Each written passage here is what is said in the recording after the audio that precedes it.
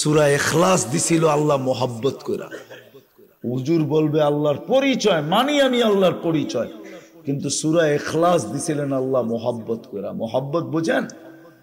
যে যাদেরকে কোরআন দিলাম এরা কোরআনের সওয়াব ছাড়া, খতমের সওয়াব ছাড়া আমার কাছে চলে আসবে, এটা হয়তো হয় কি কইরা, এটা সম্ভব তো সম্ভব কি কইরা, সওয়াব ছাড়া আমার কাছে কিভাবে চলে আসবে খতমের সওয়াব ছাড়া।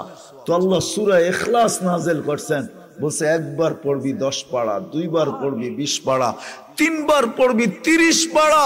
তিনবার পড়তে দেরি, খতমের সওয়াব তোর আমলনামায় আমি আল্লাহ লিখতে দেরি করব না। তুই যখন আমার কাছে আসবি তো খতমের সওয়াব তোর আমলনামায় ভরপুর থাকবে। ডেলি একবার পড়লে এক খতম, তিনবার পড়লে এক খতম, 365 দিন তিনবার ডেলি পড়লে 365 দিনে 365 খতম। 40 বছর বাঁচলে 365-কে 40 দিয়ে পূরণ দেন, কত খতম? 50 বছর বাঁচলে কত খতম? 80 বছর বাঁচলে কত খতম? কবরে যাওয়ার পরে তো দেখবে কোরআনের খতম দিয়ে ওরে কোরআনই ডাইকা রাখছে। সমস্ত আযাব সাজাব রে বলবো দূরে সর, আমি কোরআন। হাদিসে আছে, হাদিসে আছে। আমার কথা মেনে নেন, উলামাদেরকে বলি তালাশ করে নেন, হাদিসে আছে।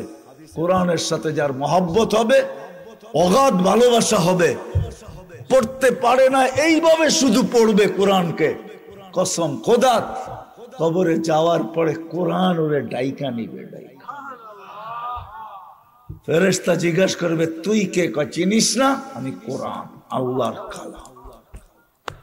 যা জিজ্ঞাসা করবি আমাকে জিজ্ঞাসা কর, কাগজ আমাকে দে, আমি জবাব লেখা দেই। সত্য এটা, কোরআন দিছিলেন এই জন্য আসেন।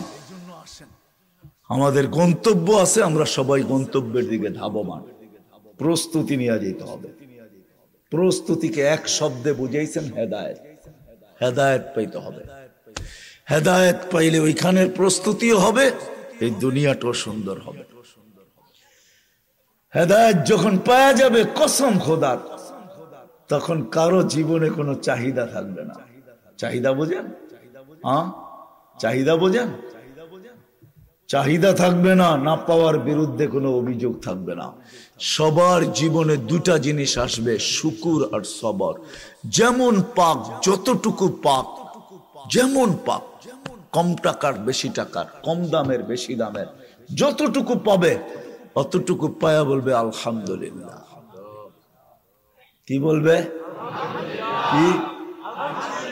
আর যখন পাবে না তখন কি বলবে? যখন পাবে না তখন সবর করবে।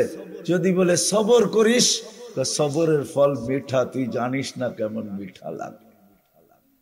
কেমন মিঠা লাগে তুই জানিস না, সবরের ফল মিঠা। সবর করবে, আর দোনোটার দ্বারা আল্লাহ রাজি হবে। শুকুরের বিনিময়ে জান্নাত, সবরের বিনিময়ে জান্নাত। প্রত্যেক করে যদি এই দুটা জিনিস চলে আসে, আর দুটা জিনিস যদি বাহির হয়ে যায়, চাহিদা যদি বাহির হয়ে যায়, অভিযোগ যদি বাহির হয়ে যায়, যে কোনো অভিযোগ নাই, না পাওয়ার বিরুদ্ধে কোনো অভিযোগ নাই, পাওয়ার জন্য কারো কোনো চাহিদা নাই, পাইলো যখন শুকরিয়া আদায় করলো, যত টাকারই পাইলো, বাপ দিতে পারলো তো আলহামদুলিল্লাহ বলল। কত দামের দিল, কোন ব্র্যান্ডের দিল, কোন কোম্পানির দিল, কেমন দিল, এটা দেখলো না, পাইলো তো আলহামদুলিল্লাহ বলল, না পাই